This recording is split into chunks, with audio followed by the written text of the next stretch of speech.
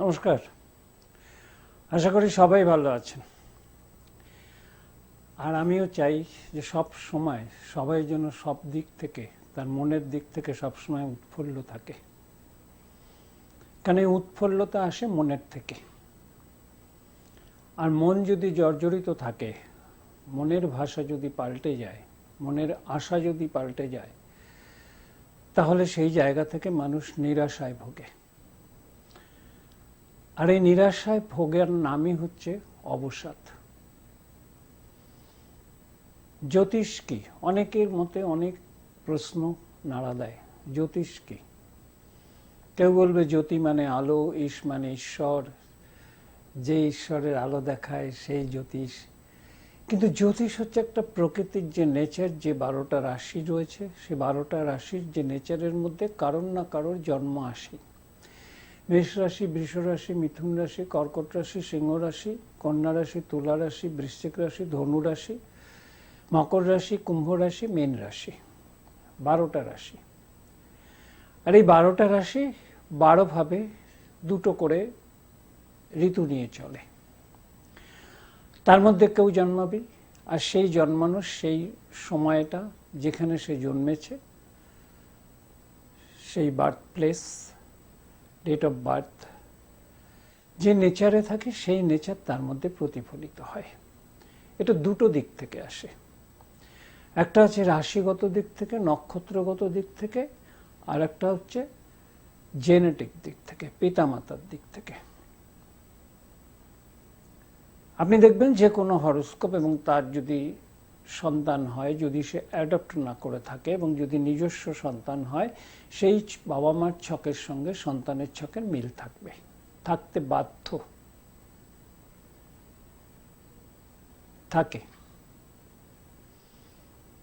তাহলে এই 12 রাশির 12টা তত্ত্ব আছে। 12 তত্ত্ব বলতে যেমন 3টে অগ্নিরাশি, 3টে পৃথ্বী রাশি, 3টে বায়ু রাশি। তাহলে অগ্নি, পৃথ্বী, বায়ু, জল। জল 3টে। তাহলে এই যে জল 120 ডিগ্রি, মেষ থেকে কর্কট 120 ডিগ্রি জলে এসে শেষ হয়। এই 4 তত্ত্ব 3 4 12। 120 ডিগ্রি করে যদি 3 ভাগে ভাগ করা যায় এবং 3টেকে যদি গুণ করা যায়, তাহলে 120, 120 হচ্ছে 260, 260 আর 120 360 ডিগ্রি। 360 ডিগ্রির সার্কেলে আমরা সবাই ঘুরছি। এই ভ্রাম্যমাণ পথে কেউ চলছে, কেউ মুখ থুবড়ে পড়ছে, কেউ কর্মে বাধা পাচ্ছে, কেউ দাম্পত্য জীবনে অসুখী, কারোর লেখাপড়া হচ্ছে না, কারোর স্কুলে যাওয়াই হয় না, অনেকে সে পড়াশুনো করে রেজাল্ট খারাপ করে, অনেক অর্থ রোজগার করে সেই অর্থ অনর্থের মূল হয়ে দাঁড়ায় এবং খরচা করতে পারে না। ভালো ব্যবসা করে সে ব্যবসার দিক থেকে সে কোনো রকম যে প্রফিট যেটাকে বলে, উপার্জন, সেটা করতে পারছে না। এই ন্যায়ের সংখ্যা হচ্ছে এগুলো। আর হ্যাঁয়ের সংখ্যাগুলো হচ্ছে ভালো আছে এবং চলে যাচ্ছে। একদিন চলে যাওয়া মানে পরের দিন কি হবে সেও জানে না, আমিও জানি না। কাজে সেই জায়গা থেকে মানুষ যখন এগোতে থাকে, তার মধ্যে থাকে তার নক্ষত্রগুলো। দেখবেন প্রত্যেক ঘরে 2.25 নক্ষত্র থাকে, 1 থেকে শুরু 27 গিয়ে শেষ। এবং প্রত্যেকটা নক্ষত্রই 120 ডিগ্রির মধ্যে এসে বুধের নক্ষত্রে শেষ হয়। বুধ হচ্ছে খুব দ্রুত চলমান। 18 দিন এক ঘর ভোগ করে, শুক্র 28 দিন, মঙ্গল 45 দিন, বৃহস্পতি 1 বছর, শনি 2.5 বছর, রাহু কেতু 1.5 বছর। তাহলে এই একটা ঘর ভোগ করা, তাহলে সেই ঘর মানুষও ঘর বাঁধে। সেই ঘরে মানুষ কি চায়? সুখ চায়, শান্তি চায়, কলহ থেকে দূরে থাকতে চায় এবং সুন্দর করে সুন্দরভাবে বাঁচতে চায়। কিসের জন্য? শিক্ষা দিয়ে, উপার্জন দিয়ে। প্রত্যেকটি জায়গায় যে ধাপ রয়েছে,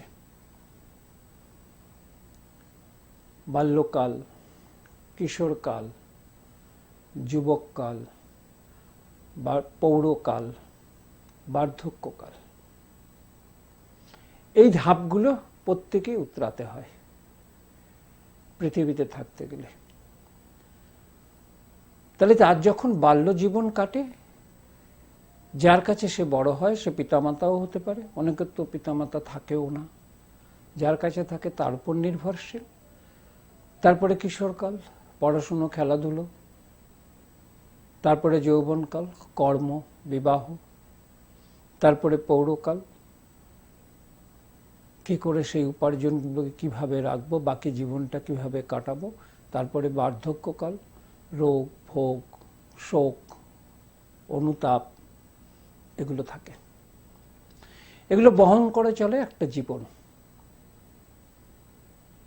এই জীবন কাল যখন মানুষের শেষ হয়, কাল মানে হচ্ছে সময়, সেই সময় যখন শেষ হয় তখন এই পৃথিবী থেকে সে চিরতরে বিদায় নেয়।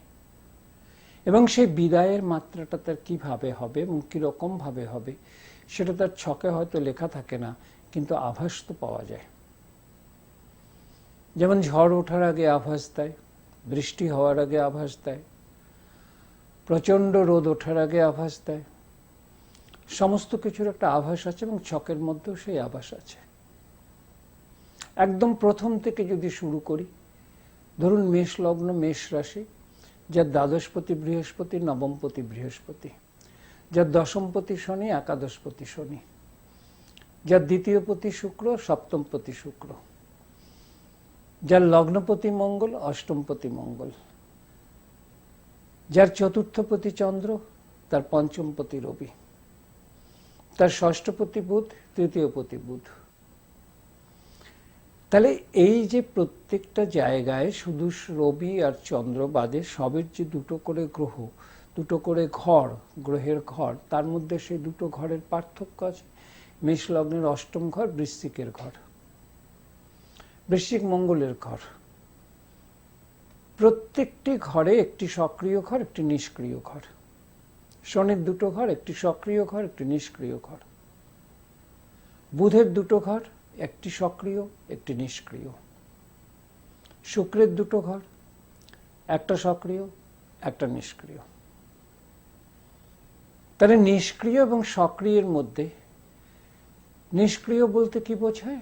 যেখান থেকে সে বলবত্তা বৃদ্ধি করতে পারে না এবং যতটা তার দেবার কথা, হয়তো আমরা বললাম যে নিজস্ব ঘরে রয়েছে, বল রয়েছে, কিন্তু সেই ঘরে দেখবেন যে নিষ্ক্রিয়তা, যে বৃষ রাশি, সেটা শুক্রের নিজস্ব ঘর, সেখানে 3, 4, 5 নক্ষত্র আছে, মানে কৃত্তিকা, রোহিণী আর মৃগশিরা। এই 3, 4, 5 নক্ষত্রের শুক্রের সাথে যে সম্পর্ক, সেই সম্পর্ক কিন্তু এই নক্ষত্রের সম্পর্ক ভালো না। নক্ষত্রের সম্পর্ক ভালো না, নিষ্ক্রিয় রেখেছে। বা তুলা রাশি শুক্রের ঘর, দেখবেন 14, 15, 16 তিনটে নক্ষত্র আছে, চিত্রা, স্বাতী, বিশাখা। এবং চিত্রার সাথে, চিত্রা যেহেতু দুটো ঘর নিয়ে চলে, কন্যা রাশি এবং তুলা রাশি, এবং বিশাখা দুটো ঘর নিয়ে চলে, তুলা রাশি এবং বৃশ্চিক রাশি, যার জন্য শুক্র ওই ঘরে তার মূল ত্রিকোণের ঘর এবং সক্ষেত্রে বলবত্তা বৃদ্ধি পায়। দেখবেন রাহুর নক্ষত্র 3টে বায়ু রাশিতে থাকে, মিথুন রাশিতে থাকে, তুলা রাশিতে থাকে আর কুম্ভ রাশিতে থাকে। তাহলে কুম্ভ রাশি হচ্ছে শনির রাশি, 24 নম্বর নক্ষত্র থাকে রাহুর। তুলা রাশিতে 15 নম্বর নক্ষত্র থাকে স্বাতী নক্ষত্র, আর মিথুন রাশিতে 6 নম্বর নক্ষত্র থাকে আদ্রা নক্ষত্র। তাহলে 3টেই বায়ু রাশি। রাহু কোনো গ্রহ না, ছায়াপথ, রবির ছায়াপথ, এবং সেই জায়গাটায় কিন্তু চন্দ্রের ছায়াপথ। তাহলে সেই প্রভাবটা, যে জায়গাটা প্রভাব, সেই প্রভাবের মধ্যে শুরু আছে, তার শেষ তার জাতক বা জাতিকাকে করতে হয়। তাহলে মেষ লগ্ন, মেষ রাশির অধিপতি হচ্ছে মঙ্গল, দশমপতি শনি, একাদশপতি শনি। তাহলে তার যদি প্রশ্ন জিজ্ঞাসা থাকে যে কর্ম কতখানি সে উন্নতি করবে, একটা কর্ম মানুষ প্রচেষ্টা করে কত বয়স থেকে? 25 বছর থেকে সে চেষ্টা করে, বা 22 বছর থেকে চেষ্টা করে, 23 বছরে চেষ্টা করে, 20 বছরের পরের থেকে হয়তো পড়াশোনার দিকেও মন থাকে এবং সেগুলো শেষ করে কর্মের চিন্তা করে। সেই জায়গাটায় সে 30 বছর 35 বছর কর্ম করবে। তাহলে যদি 25 বছরে কর্মজীবন ধরে, তাহলে 35 বছর যদি তার কর্মজীবন হয়, তাহলে 60 বছর, 60 বছরে রিটায়ার করবে। এই 60 বছরের জীবনকে যদি 15 বছর করে ভাগ করে নেওয়া হয়, 4-15-60, তাহলে এর মধ্যে তার কর্মজীবন, বিবাহ জীবন এবং সমস্ত কিছুগুলোকে সে শেষ করার জন্য চেষ্টা করে, প্রচণ্ড চেষ্টা করে, উন্মাদনা থাকে তার মধ্যে, কি করে লাইফে স্ট্যান্ড করব। কেননা বয়স কাউকে ক্ষমা করে না, আর বয়স কোনোদিন থেমে থাকে না। বয়স একটা সংখ্যা নিয়ে যদি এগোন, তাহলে দেখবেন আপনি সবসময় আনন্দে থাকতে পারবেন, ভুলে যাবেন যে আপনার বয়স কত। যতক্ষণ আপনার শরীর পারমিট করবে, যতক্ষণ আপনার শরীর করবে, ততক্ষণ পর্যন্ত আপনি চেষ্টা করে যাবেন। মেষ লগ্ন, মেষ রাশি হচ্ছে তার অগ্নি রাশি এবং চর রাশি। তাহলে বস্তু, পদার্থ, শক্তির মিশ্রণ। সেই শক্তির উদযাপন রয়েছে দশম ঘর। দশম মানে ঊর্ধ্ব। সেই ঊর্ধ্ব জায়গায় উঠতে গেলে শনির প্রাধান্য দরকার পড়ে। আমি প্রত্যেকবার প্রত্যেক সময় যেটা বলি যে শনি হচ্ছে খুব নিয়মকারক গ্রহ, স্লো, খুব ধীরে চলে, কিন্তু সাকসেস দেয় যদি আপনি না নিয়ম ভাঙেন। কোনো জায়গায় কোনো লাইনে দাঁড়িয়েছেন টিকিট কাটতে, এখন আপনি নিয়ম ভেঙে আগে যাওয়ার চেষ্টা করেন, কোলাহলের সৃষ্টি হবে। আরো যে 4 জন পেত সে পাবে না, আপনিও পাবেন না। তাহলে আপনার জীবনপঞ্জির যে নিয়মগুলো রয়েছে, যে শিশুকালে, বাল্যকালে, যুবককালে এবং তার বার্ধক্যকালে, পৌরকালে, তার বার্ধক্যকালে যে নিয়মগুলো তার মানা দরকার, সেই নিয়মগুলো যদি না মেনে উশৃঙ্খলতার জীবনযাপন করে, তাহলে তার জীবনদীপ এবং শরীরের যে ক্ষয়িষ্ণুতা তৈরি হবে। তাহলে সেই জায়গাটা যে ক্ষয়িষ্ণুতা তৈরি হয়, সেটা ষষ্ঠ ঘর থেকে হয়, 6th হাউস থেকে। সেটা বুধের ঘর, কন্যা রাশির ঘর। তাহলে বুধের একটা রয়েছে, চাপ রয়েছে মেষ লগ্ন, মেষ রাশির ওপরে, কেন তৃতীয় পতি এবং ষষ্ঠপতি। তাহলে তৃতীয়, ষষ্ঠ, অষ্টম, দ্বাদশ এই ঘরগুলো কি বাজে? নিশ্চয়ই বাজে না। তাহলে অষ্টম ঘর বৃশ্চিক, অষ্টমের নবম ঘর কিন্তু চতুর্থ, মেষলগ্ন মেষ রাশির চতুর্থ ঘর, কর্কট রাশির ঘর। তাহলে কর্কট রাশিতে 7, 8, 9 3টে নক্ষত্র আছে, পুনর্বসু, পুষ্যা, অশ্লেষা, বুধের নক্ষত্র, শনির নক্ষত্র, বৃহস্পতির নক্ষত্র। ঘরটা চন্দ্রের। বসে আছে কোথায়? মেষ রাশিতে। কত নম্বর নক্ষত্রে? 2 নম্বর নক্ষত্রে, ভরণী নক্ষত্রে, দ্বিতীয় পতি সপ্তম পতির নক্ষত্রে। তাহলে দ্বিতীয় পতি সপ্তম পতির নক্ষত্রে যদি বসে থাকে চন্দ্র, তাহলে শুক্রের দশায় জন্ম, তারপরে রবির দশা, তারপরে চন্দ্রের দশা, তারপরে মঙ্গলের দশা, তারপরে রাহুর দশা, তারপরে বৃহস্পতির দশা। লম্বা লম্বা দশা। শুক্র 20 বছরের দশা। জন্ম সময় কতটুকুনো পেয়েছে তার উপর নিয়ম বর্তাবে। তারপরের দশাগুলো সে পুরো পাবে। তাহলে তার শুক্রের পরে যে রবির দশা আসবে, সেই রবির দশা, রবির যেখানে বসে রয়েছে, সেই রবির দশার উপরে তার জীবনের যে বাকি জীবনটা, ভরণী মানে বলেছিলাম ভরণ পোষণ, অশ্বিনী থেকে যাত্রা শুরু, কেতুর নক্ষত্র, আরো যদি প্রাচীন যুগে চলে যান, এই শাস্ত্র নিয়ে যদি আরো ঘাটাঘাটি করেন এবং এই শাস্ত্র দেখে যদি আরো দেখতে যান, দেখবেন আগে কেতুর কোনো দশা ছিল না, অষ্টোত্তরী দশা মতে বিচার হতো, এখন বিংশোত্তরী দশা বিচার হয়। কেতুর দশা ওখানে ছিল না। 28টা নক্ষত্র ছিল, অভিজিৎ নামে একটি নক্ষত্র বাদ দেওয়া হয়েছে হিসেবের ক্ষেত্রে, হিসেবের জন্য। আপনার শরীরের যেটা নাকি, যে জিনিসটা নাকি আপনার শরীরকে উৎপাত করে বা যে শরীরটা আপনাকে ভগ্ন করে দিতে পারে এবং ভবিষ্যতে ওইটার জন্য আপনার শরীর কাহিল হতে পারে এবং আপনি মৃত্যু মুখে পতিত হতে পারেন, তাহলে সেই শরীরের অংশটা কেটে বাদ দেওয়া হয়, বাকি জীবনটা থাকুক সুস্থ। সেই সুস্থতার কারণে যখন মানুষ চিন্তা করে তখন সেইভাবে ছকটি, তখন প্রাচীন কাল থেকে আগের যে মুনি ঋষিরা যেগুলো লিখে গেছে না, যেগুলো সত্যি লিখে গেছে, সেগুলো যদি আপনি লিপি উদ্ধার করতে পারেন, সেই লিপি উদ্ধারের থেকেই কিন্তু আপনি জ্যোতিষশাস্ত্রকে এগিয়ে নিয়ে যেতে পারবেন। আপনি যদি বলেন যে এর মধ্যে দুর্গা, লক্ষ্মী, সরস্বতী, গণেশ, কার্তিক লুকিয়ে আছে, নেই, কিন্তু তারা কিন্তু আর একটা দিক। অতএব এটা হচ্ছে একটা নিয়ম, নেচারের নিয়ম, ওটা হচ্ছে ধর্মের নিয়ম।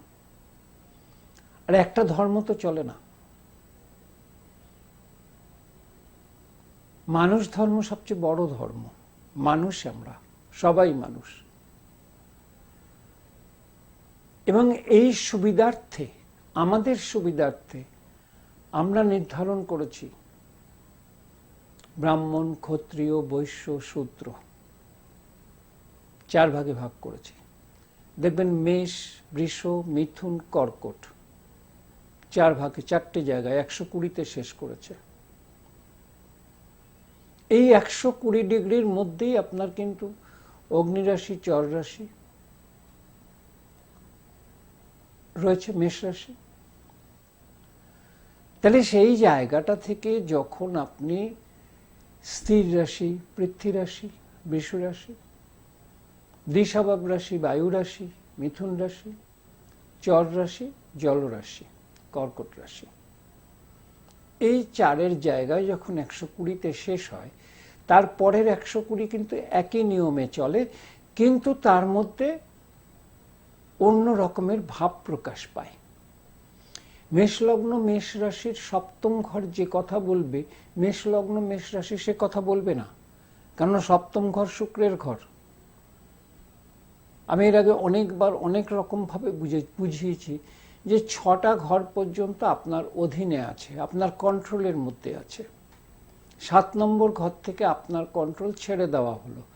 আপনার 6 নম্বর ঘরের যে কর্মফল, সেটা বাদ বাকি আর যে 6টা ঘর আছে তার থেকে আপনাকে ওঠাতে হবে কর্মফলের উপরে। দেখুন, মেষ লগ্ন মেষ রাশি, আপনি নিজে, আপনি কিভাবে চলবেন, কিভাবে কথা বলবেন।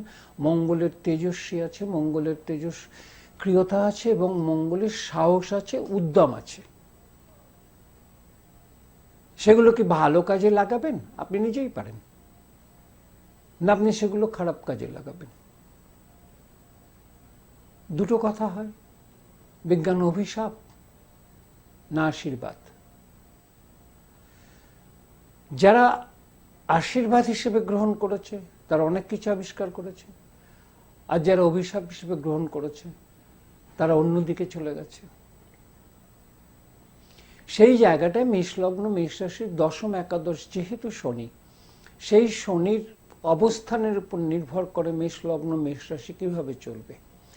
এবং 5th 9th যেহেতু বৃহস্পতি এবং প্রিয় বৃহস্পতি, তাহলে বৃহস্পতি, রবি, শনি এই 3টের উপর নির্ভর করবে মেষ লগ্ন মেষ রাশি এবং তার লগ্নাধিপতি রাশি অধিপতি মঙ্গল।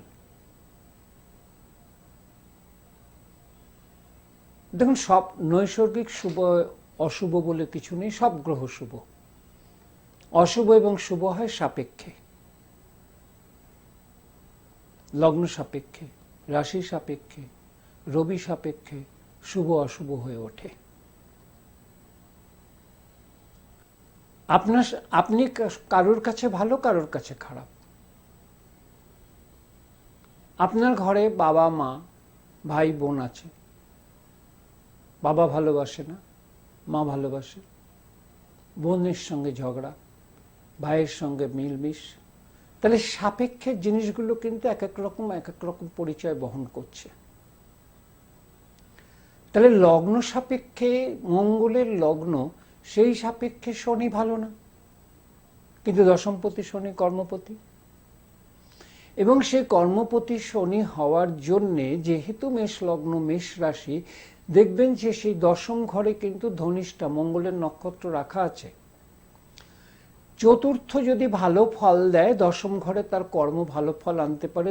চতুর্থ ঘর নিম্ন শিক্ষা, চতুর্থ মন, চতুর্থ মাতা, চতুর্থ বন্ধু, সেগুলো যদি গুড ইউটিলাইজ করতে পারেন তাহলে দশমের ফলটা আপনি পেতে পারেন। কেননা চতুর্থের চন্দ্রের নক্ষত্র দশমে রাখা আছে, 22 নম্বর নক্ষত্র শ্রবণা নক্ষত্র। এবং উচ্চ শিক্ষা, বাইরে যাওয়া, বিদেশি মুদ্রা রোজগার করা, তাহলে ফিফথের উপর নির্ভর করে সেই রবি, সেটাও দশম ঘরে রাখা আছে, সেই নক্ষত্রটা 21 নম্বর নক্ষত্র উত্তরাষাঢ়া। তাহলে প্রত্যেক ঘরের সাথে প্রত্যেক ঘরের এমনভাবে কানেকশন জুড়েছে, উদ্ধার করতে হবে আপনাকে। আপনি যদি উদ্ধার না করতে পারেন, বিচার ভুল হয়ে যাবে। বুধ কোথায় বসে আছে, শুক্র কোথায় বসে আছে, রাহু কোথায় বসে আছে, কেতু কোথায় বসে আছে, কালসর্প দোষ আছে কিনা, গুরুচণ্ডাল দোষ আছে কিনা, আর শনির বিষ যোগ আছে কিনা, এই খুঁজতে খুঁজতে যদি আপনি ছক এলোমেলো করে ফেলেন, তাহলে বিচারও এলোমেলো হবে। আমার প্রথম হচ্ছে রাশি এবং লগ্ন মেষ, যার দ্বাদশপতি নবমপতি বৃহস্পতি। বৃহস্পতির অবস্থান কোথায়? আমি আপনাদের বোঝানোর স্বার্থে বুঝলাম, বৃহস্পতি তৃতীয় স্থানে বসা, বুধের ঘরে বসা, মিথুন রাশিতে বসা। মিথুন রাশিতে যদি বুধ বসে, বৃহস্পতির 3টে দৃষ্টি আছে। বৃহস্পতি মিথুন রাশিতে বসে সপ্তম দৃষ্টি দেবে ধনুর ঘরে, নবম দৃষ্টি দেবে কুম্ভ রাশির ঘরে, আর বৃহস্পতি পঞ্চম দৃষ্টি দেবে তুলা রাশির ঘরে। তাহলে তুলা রাশি আমার সপ্তম ঘর, বিবাহ এবং ব্যবসার ঘর এবং পার্টনারের ঘর, বৃহস্পতির দৃষ্টি আছে। তাহলে বৃহস্পতির নবম দৃষ্টি কুম্ভ রাশির উপরে, একাদশ ঘর, লগ্ন রাশি থেকে, তাহলে আমার প্রফিট আছে, কারণ নবমপতি ওখান থেকে একাদশে দৃষ্টি দিচ্ছে। তাহলে বৃহস্পতি মিথুন রাশি থেকে সপ্তম ঘরে দৃষ্টি দিচ্ছে, লগ্ন রাশি থেকে ওটা নবম ঘর, নিজের ঘরে নিজেকে বেঁধে রেখেছে। বেঁধে রেখে 3টে ঘরকে বিস্তার করেছে। মিথুনকে বিস্তার করেছে প্রথম মিথুনের ঘরে বসে, কোন নক্ষত্রে বলিনি কিন্তু, কোন জায়গায় বসে রয়েছে সেখান থেকে, পঞ্চম দৃষ্টিতে তুলা রাশিকে, নবম দৃষ্টিতে কুম্ভ রাশিকে। কুম্ভ রাশি লগ্ন রাশি সাপেক্ষে একাদশ ঘর, ধনু রাশি লগ্ন রাশি সাপেক্ষে নবম ঘর, আর তুলা রাশি লগ্ন রাশি সাপেক্ষে সপ্তম ঘর। রবি বুধ শুক্র মীন রাশিতে বসা, রবি বুধ শুক্র মীন রাশিতে বসা, লগ্নের দ্বাদশে বসা। তাহলে দ্বাদশপতি তৃতীয় বসা, নবমপতি তৃতীয় বসা, নবমপতি সপ্তমপতিকে নবমপতি তার নবমকে দৃষ্টি দিয়ে রেখেছে তৃতীয় থেকে সপ্তম ঘরকে, এবং সপ্তম ঘরকে দৃষ্টি দিয়েছে লগ্ন রাশি থেকে নবম ঘর ওটা, এবং তৃতীয় থেকে একাদশ ঘরকে দৃষ্টি রেখেছে, যেখানে রবি বুধ শুক্র বসেছে তার দ্বাদশ ঘর কুম্ভ রাশি।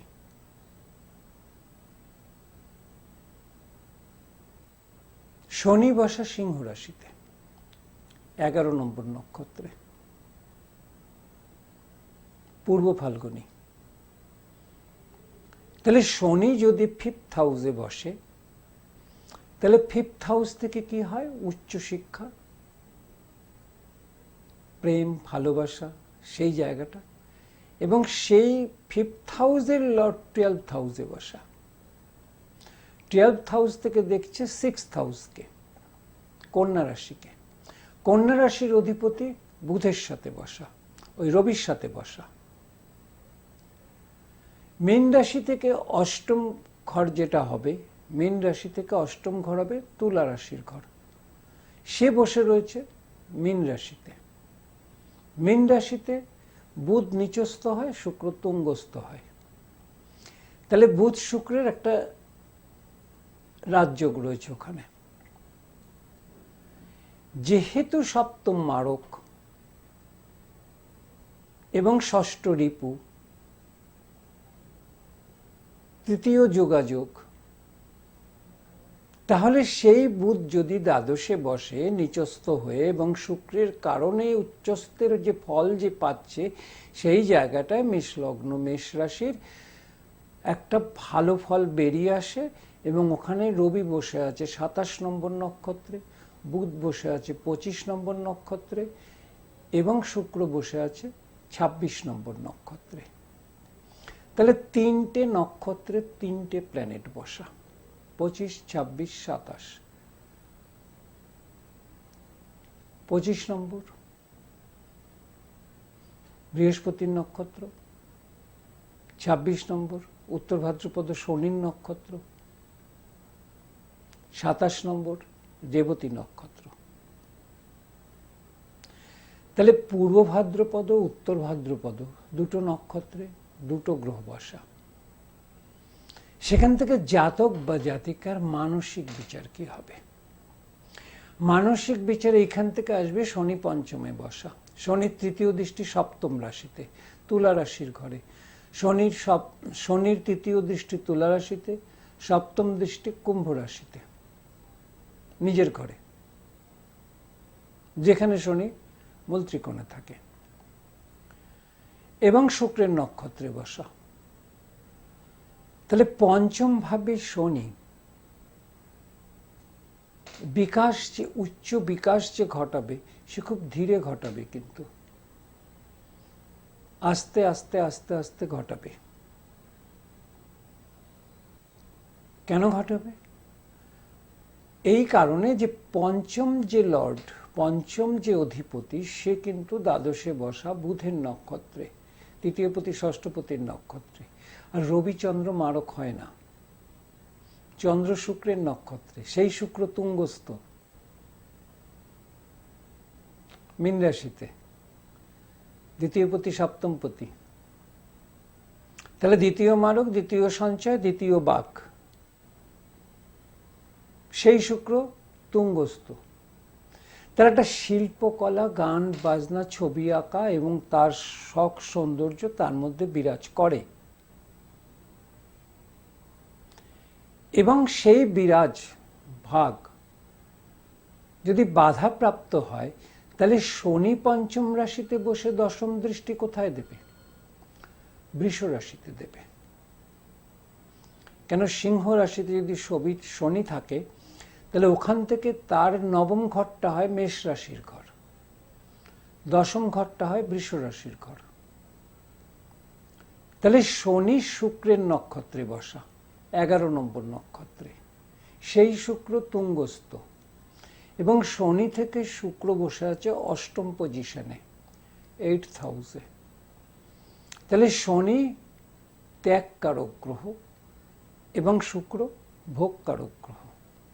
সেই শনি শুক্রের নক্ষত্রে থাকার জন্য এবং শুক্র তুঙ্গস্থ থাকার জন্য এবং মীন রাশিতে থাকার জন্য, মীন রাশি অধিপতি মিথুন রাশিতে থাকার জন্য,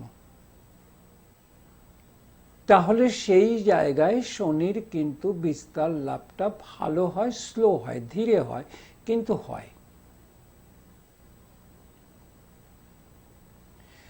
সেখান থেকে সেই জায়গাটায় জাতক বা জাতিকার যে কোনো জীবনপঞ্জি নাড়াচাড়া করবার আগে অন্তত এই সব থেকে তাকে কিভাবে সাহস দেবেন, কিভাবে তার ভালো সময়টা, নেচার ধরে বলবেন। নেচার, প্রত্যেকটি ঘরের কিন্তু একটা করে নেচার আছে। সিংহ রাশি, সিংহ রাশি কালপুরুষের পঞ্চম ঘর। তাহলে পঞ্চম হচ্ছে উদর, পেট। চতুর্থ হৃদয়, হার্ট। তৃতীয় সহজ ভাব, যোগাযোগ, সহোদর। দ্বিতীয় সঞ্চয়, দ্বিতীয় বাক, কথা বলার ক্ষমতা। অধিপতি শুক্র তুঙ্গস্থ রয়েছে। সেই জায়গায় 7টা গ্রহ আর সপ্ত সুর। 7টাই সুর থাকে, তাকে ভেঙে চুরে সব লোকে অনেক সুর বানায়।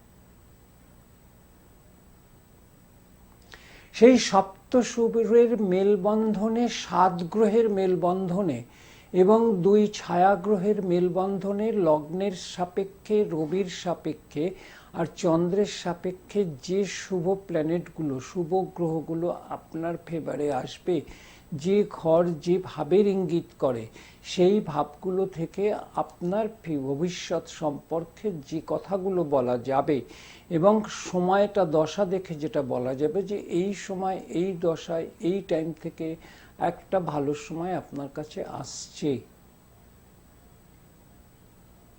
এবার আপনি সেটা কতটা ইউটিলাইজ করবেন, না ঘুমিয়ে থাকবেন, না জেগে স্বপ্ন দেখবেন, না বাইরে বিচরণ করবেন, না বন্ধু বান্ধবের সাথে সময় নষ্ট করবেন। দেখুন, সময় মূল্যবান। যে সময় চলে যায় সে তো ফিরে আসে না।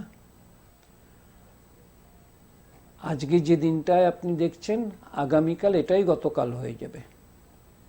অতএব গত জিনিসকে ফেরানো যায় না। যায়? মানুষ মরে গেলে ফিরে আসে? আসে না।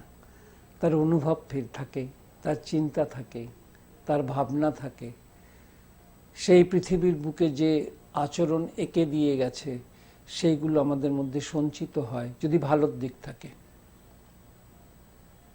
তাহলে সেই জায়গাটায় মানুষের গত কোনোদিন ফিরে আসে না।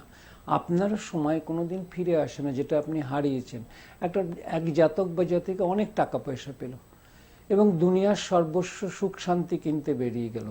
জানবেন, শান্তি কিনতে পাওয়া যায় না। আপনি কোনো ভালো জিনিস কিনলে আনন্দ পেতে পারেন, সেই সাময়িক আনন্দে আপনি এত শান্তি অনুভব করলেন, কিন্তু সেটা কিন্তু সাময়িক। ওইটা আপনার চিরদিনকে আপনাকে সুখ পিলাবে, আপনাকে সুখে রাখবে? পাত্র পাত্রী নির্ধারণ করলো, পাত্রী পাত্র নির্ধারণ করলো, বা দুজনে দুজনের নেচার জানে না। তাহলে সেই জায়গাটায়, সেই জন্য বললাম সপ্তম ঘরে গিয়ে সে নির্বাচন হয়। এবার 7th হাউস এর 9th হাউস হচ্ছে থার্ড হাউস হয়। তাহলে সেই থার্ড হাউসে যখন, সেই থার্ড হাউসের লর্ড যদি অন্যভাবে, অন্য জায়গায়, যেমন নাকি দ্বাদশে বসে রয়েছে বুধ, ষষ্ঠপতি এবং তৃতীয়পতি, বুধ শুক্র একসাথে বসে আছে, আমি বলবো বলিয়ান হয়ে বসে আছে। অতএব এইখানে কোনো রকম বলবত্তার হানি বা কোনো রকম খারাপই করবেন না। কারণ লগ্ন রাশি মেষ, মঙ্গলের, মঙ্গল পঞ্চমে বসা, বলিনি এতক্ষণ। মঙ্গল শনি একসাথে বসা, মঙ্গল কেতু নক্ষত্রে বসা, 10 নম্বর নক্ষত্রে বসা। প্রত্যেকটি কালপুরুষের ছকে 1 থেকে শুরু হয়, 27 গিয়ে শেষ হয়। সেই মঙ্গলের যে উদ্দীপনা, যে উত্তম, যে সাহস, যে এগিয়ে যাওয়ার প্রবণতা, সে জাতক বা জাতিকা সবসময় গোপন করবে। সে কিভাবে এগোচ্ছে, কিভাবে না এগোচ্ছে, সে সবসময় গোপন করবে। এইটা একটা রহস্য তার কাছে, আর এই রহস্য উদ্ঘাটন কেউ করতে পারবে না। তার কর্ম এবং তার প্রভাব সেটা বুঝে যাবে। সেই জায়গাটায় দাঁড়িয়ে মঙ্গলের 3টে দৃষ্টি আছে। মঙ্গল যদি সিংহ রাশিতে থাকে তাহলে চতুর্থ দৃষ্টি তার নিজের ঘরে দেবে, বৃশ্চিক রাশিতে। মঙ্গল সপ্তম দৃষ্টি দেবে একেবারে সরাসরি বসে কুম্ভ রাশিতে। অষ্টম দৃষ্টি দেবে ওই রবি বুধ শুক্র যেখানে বসে আছে। পুরো খণ্ডন দোষটা, যে দ্বাদশ ঘরে যে 3টে প্ল্যানেট বসে রয়েছে সেই দোষটা কিন্তু খণ্ডন হয়ে যাবে মঙ্গলের প্রভাবে। যেহেতু মঙ্গল লগ্নপতি, রাশি অধিপতি, তার জোর আলাদা। সবাই সবার নিজস্ব একটা জোর থাকে। ব্যামবীরের এক রকমের জোর, কলমের এক রকম জোর, বলার এক রকম জোর, চিৎকার করার এক রকম জোর, নীরব থাকার এক রকম জোর। সবকিছুর জোর আছে। কেন মৌন থাকারও জোর লাগে। মৌন কজন থাকতে পারবে? এই উত্তর দিয়ে ফেলল। মৌনতা অবলম্বনও একটা শক্তি দরকার পড়ে। আর সেই শক্তি, সেই মঙ্গলের যে উদ্যম সাহস, সে দ্বাদশ ঘরে যখনই দৃষ্টি দেবে, সেই দ্বাদশ ঘর থেকে কি বিচার আসে? হাসপাতাল আসে, শয্যা সুখ আছে, আইন আদালত আছে। এবং তার সেই জায়গাটা থেকে মঙ্গলের যখন দৃষ্টি থাকে লগ্নপতি এবং রাশি অধিপতি হওয়ার জন্য, সেই দৃষ্টির জন্য কিছুটা সব দোষ লঘু হয়ে আসে। উন্মাদনা নিয়ে যারা বেঁচে রয়েছে এবং উন্মাদনা যার কাছে সৃষ্ট বস্তু, সে লোক যদি ভালো লোকের কাছে পড়ে, কিছুক্ষণের জন্য তার উন্মাদনা বন্ধ থাকে। আর সেই মঙ্গলের দৃষ্টির কারণে সেই উন্মাদনা তার লঘু হয়ে আসবে। এবং রবি জলরাশিতে নিষ্ক্রিয়, রবির তাপ বিকিরণ ঘটে না। সেই জায়গাটায় রবি যার জন্য মেষ রাশিতে তুঙ্গস্থ হয়, অগ্নি রাশিতে তুঙ্গস্থ হয় এবং বায়ু রাশিতে এসে নিচস্থ হয়।